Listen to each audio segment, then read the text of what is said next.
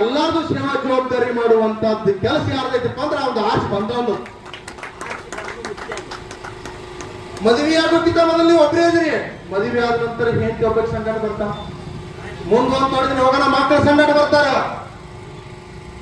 ಮುಂದೆ ನೀವು ಅವ್ರನ್ನೆಲ್ಲ ಸಂಭಾಳಿಸ್ಬೇಕಾಗ್ತದೆ. ಅದು ನಿಮ್ ಜವಾಬ್ದಾರಿ. ಅದು ಮದುವೆ ಆದ ನಂತರ ಮಕ್ಕಳಾದ ನಂತರ ನೀವು ನಿಮ್ಮ ಏನಾಗ ಸಂಭಾಳಿಸಾಗಲ್ಲ, ಹೋರಿ ನೀವು ಮನೆ ಹೊರಗಿಂದ ಎಲ್ಲ ಬರ್ತದೆ, ಎಲ್ಲ ಬರಂಗಿಲ್ಲ ಅಂದ್ರ ಹತ್ತದ.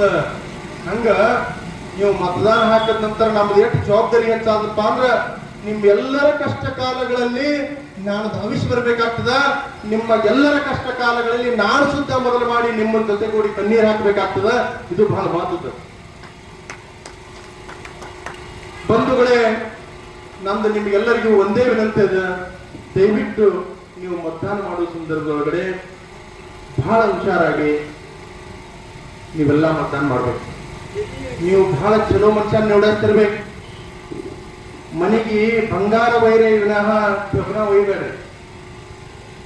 ಕೆಬ್ಬಣ ಒಯ್ದ್ರಿ ಅಂದ್ರೆ ಅದೇನು ಬಹಳ ಕೆಲ್ಸಕ್ಕೆ ಬರಂಗಿಲ್ಲ. ಅದ್ರ ಬಂಗಾರ ಒಯ್ದ್ರಿ ಅಂತಂದ್ರೆ ನೋಡಿ ಬರೀ ಅದ್ರ ದಿನ ರೇಟೇ ಹೆಚ್ಚಾಗ್ತದ. ಹಂಗ ನೀವು ಯಾವ ಮನುಷ್ಯನ ಬಂಗಾರದ ಸಿಲೆಕ್ಟ್ ಮಾಡ್ತೀರಿ, ಬಂಗಾರದಂತ ಮನುಷ್ಯನ ನೀವು ಸಿಲೆಕ್ಟ್ ಮಾಡ್ತೀರಿ, ಆ ಮನುಷ್ಯ ಏನ್ ಮಾಡ್ತಾರಪ್ಪ ಅಂದ್ರ ದಿನ ದಿನ ನಿಮ್ದು ಸೇವಾ ಹೆಚ್ಚು ಮಾಡ್ಲಾಕ ಶುರು ಮಾಡ್ತಾನೆ ವಿನಃ ನಿಮ್ದು ಸೇವಾ ಕಮ್ಮಿ ಮಾಡುವಂತ ಪ್ರಯತ್ನ ಒಟ್ಟೆ ಅವ ಮಾಡಂಗಿಲ್ಲ. ನೀವು ಇದನ್ನ ಬಹಳ ಪ್ರಾಮುಖ್ಯವಾಗಿ ತಿಳ್ಕೋಬೇಕು. ಯಾವ ಮನುಷ್ಯ ಯಾನೂ ತಾಕತ್ತಿರ್ಲಾರ್ದ ಟೈಮ್ದಾಗೆ ಎಲ್ಲಾರ್ಕಿಂತ ಹೆಚ್ಚು ಲಡವಾಸು ಸಕಾಸ್ತಾನಪ್ಪ ಅಂತಂದ್ರ ಆ ಮನುಷ್ಯ ನೀವು ಜರಾ ತಾಕತ್ತು ಕೊಟ್ರೆ ಇನ್ನೆಷ್ಟು ಲಡವಾಸ್ತಿರ್ಬೇಕಪ್ಪ ನೀವೇ ವಿಚಾರ ಮಾಡಿ.